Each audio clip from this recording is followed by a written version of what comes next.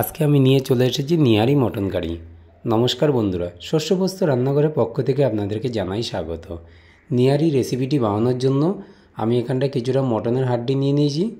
এবার এগুলোকে ছোটো ছোটো করে কেটে নেব, যেন এর মধ্যে থেকে সকল জুসগুলো বেরিয়ে আসে। নিহারি রেসিপিটা বেসিক্যালি মটন স্টু ধরনের হয়। সমস্ত ব্রণগুলো কাটা হয়ে গেছে এই রেসিপিটি বানানোর জন্য। তার জন্য এবার একটি মশলা রেডি করে নেব। মশলাতে দিয়ে দিলাম দারচিনি, এলাইচি, বড় এলাইচি, কিছুটা ধনিয়া, কিছুটা মৌরি, দিয়ে দিলাম জিরে, তিনটে স্টার আনিস দিয়ে দিলাম। মশলাটাকে ভালো করে ভুনে নিচ্ছি হালকা আছে। মশলাটা ভুনা হয়ে গেছে, এবার মশলাটাকে ঠান্ডা করে নেব। এবার মশলাটাকে পাউডার করে নেব। তার জন্য মিক্সিতে ঢেলে নিলাম, এই পাউডার করে নিয়েছি। এবার মটনের যে ব্রণগুলোকে কেটে নিয়েছিলাম সেগুলো প্রেসার কুকারে দিয়ে দিলাম।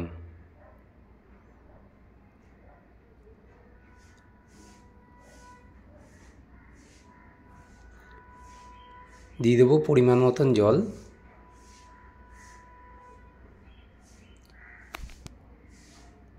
দিয়ে দেবো আদা পেস্ট, রসুন পেস্ট, পরিমাণ মতন লবণ, পরিমাণ মতন হলুদ ও লঙ্কা, সামান্য 2-4টে তেজপাতা, এলাচ আর লং, সামান্য দারচিনি, কিছুটা কাঁচা লঙ্কা দিয়ে দিলাম। এবার কিছুটা পেঁয়াজ স্লাইস করে রেখেছিলাম, সেই স্লাইস করা পেঁয়াজটা দিয়ে দিলাম। কিছু সময়ের জন্য সেদ্ধ হওয়ার জন্য দিয়ে দিয়েছি। একটি কড়াইয়ে তেল গরম করে নিচ্ছি এর তড়কাটা মারার জন্য। ফোড়নে দিয়ে দিলাম দারচিনি, এলাচি আর জিরে।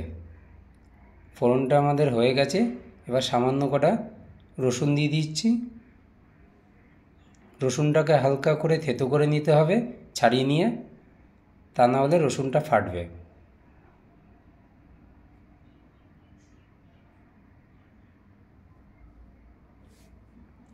রসুনটা হালকা ব্রাউন করে নিতে হবে, তাহলে এতে ফ্লেভারটা ভালো আসে। এবার পেঁয়াজ স্লাইস করে রেখেছিলাম, সেই স্লাইস করা পেঁয়াজটা দিয়ে দিচ্ছি। স্লাইস করা পেঁয়াজটাকে হালকা করে ভেজে নেব।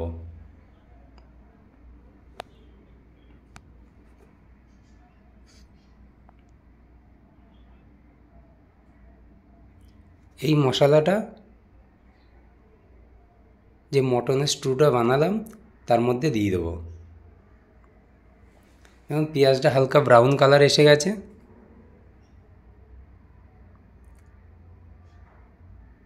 এবার প্রেসার কুকারে মটনটা কী অবস্থা আছে দেখে নিলাম। মটনটা পেকে গেছে।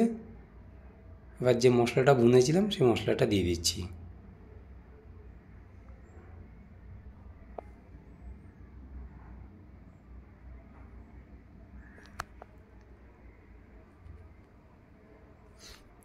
ভালো করে মশলাটাকে নাড়িয়ে নেব।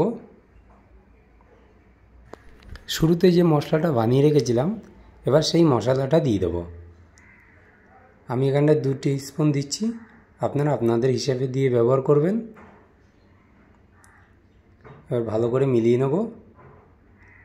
হয়ে গেছে নিহারি রেসিপি। এই রেসিপিটি বানানোটা যতটা সহজ, খেতে ততটাই সুস্বাদু। অবশ্যই একবার ট্রাই করে দেখবেন।